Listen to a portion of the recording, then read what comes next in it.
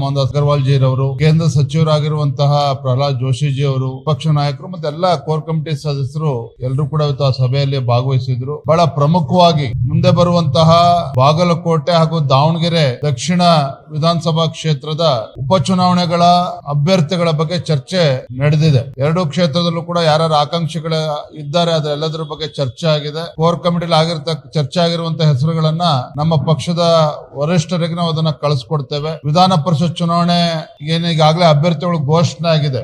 ವಿಧಾನ ಪರಿಷತ್ ಚುನಾವಣೆ ಅಭ್ಯರ್ಥಿಗಳನ್ನ ಗೆಲ್ಲಿಸತಕ್ಕಂತ ನಿಟ್ಟಿನಲ್ಲಿ ಬಾಗಲಕೋಟೆ ಹಾಗೂ ದಾವಣಗೆರೆ ದಕ್ಷಿಣ ವಿಧಾನಸಭಾ ಕ್ಷೇತ್ರದ ಅಭ್ಯರ್ಥಿಗಳನ್ನ ಗೆಲ್ಲಿಸತಕ್ಕಂತ ನಿಟ್ಟಿನಲ್ಲಿ ನಾವೆಲ್ಲರೂ ಸಹ ಒಟ್ಟಾಗಿ ಒಂದಾಗಿ ಹೋರಾಟವನ್ನ ಮಾಡಬೇಕು. ನಮ್ಮ ಅಭ್ಯರ್ಥಿಗಳನ್ನ ಗೆಲ್ಲಿಸತಕ್ಕಂತ ನಿಟ್ಟಿನಲ್ಲಿ ಸಂಪೂರ್ಣವಾಗಿ ಶ್ರಮನ ಹಾಕಬೇಕು ಅಂತೇಳಿ ಸಭೆಯಲ್ಲಿ ತೀರ್ಮಾನ ಆಗಿದೆ. ಈಗ ತಾನೇ ಪ್ರಹ್ಲಾದ್ ಜೋಶಿಜಿ ಅವರು, ಕಾರಜೋಳ ಅವರು, ನಾವು ದಾವಣಗೆರೆ ದಕ್ಷಿಣ ವಿಧಾನಸಭಾ ಕ್ಷೇತ್ರದ ಎಲ್ಲ ಆಕಾಂಕ್ಷಿಗಳನ್ನಿದ್ದಾರೆ ಹಾಗೂ ಪಕ್ಷದ ಪ್ರಮುಖರ ಜೊತೆಲೂ ಕೂತು ಚರ್ಚೆ ಮಾಡಿ ಹಿಂದೆ ಆಗಿದ್ದನ್ನ ಮರೆತು ಎಲ್ಲವನ್ನು ಕೂಡ ಬದಿಗಿಟ್ಟು ನಾವೆಲ್ಲರೂ ಕೂಡ ಒಟ್ಟಾಗಿ ಚುನಾವಣೆಯನ್ನ ಗೆಲ್ತಕ್ಕಂಥ ನಿಟ್ಟಿನಲ್ಲಿ ಶ್ರಮನ ಹಾಕ್ಬೇಕು ಅಂತೇಳಿ ಪ್ರತ್ಯೇಕ ಆ ಸಭೆಯನ್ನು ಕೂಡ ಮಾಡಿದ್ದೇವೆ. ಒಟ್ಟಾರೆಯಾಗಿ ಕೋರ್ ಕಮಿಟಿಯಲ್ಲಿ ಚರ್ಚೆ ಆಗಿರುವ ಪ್ರಕಾರ ಹೆಸರುಗಳನ್ನ ಇವತ್ತು ನಾಳೆ ಅಷ್ಟರಿಗೆ ದೆಹಲಿಗೆ ನಾವು ಕಳಿಸ್ಕೊಡ್ತೇವೆ. ಎಲ್ಲರನ್ನು ಕೂಡ ಕೂರಿಸಿ ಮಾತನಾಡಿದ್ದೇವೆ.